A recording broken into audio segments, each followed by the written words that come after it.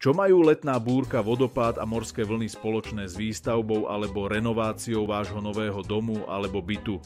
Na prvý pohľad nič, na druhý veľmi veľa. Dlho sa zamýšľam, prečo chceme tráviť dovolenky, napríklad pri mori, alebo prečo tak radi chodievame do prírody, alebo prečo sa po letnej búrke cítime dobre.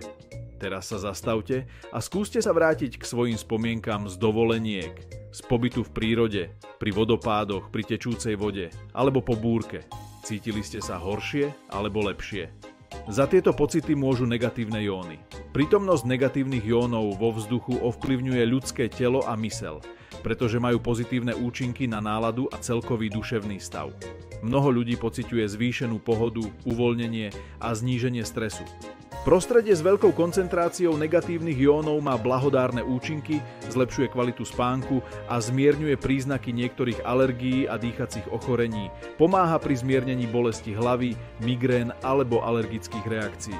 V súčasnosti sa negatívne jóny stávajú populárnym predmetom v oblasti výstavby a zdravého životného štýlu. Úprava vašej novej spálne podľa princípov Neuronocto metódy bude mať významný vplyv na vaše zdravie a pohodu.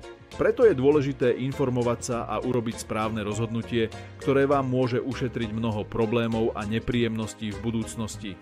Vaše zdravie a život sú nenahraditeľné a preto by ste mali venovať pozornosť moderným štandardom a technológiám pri návrhu vášho domu alebo bytu.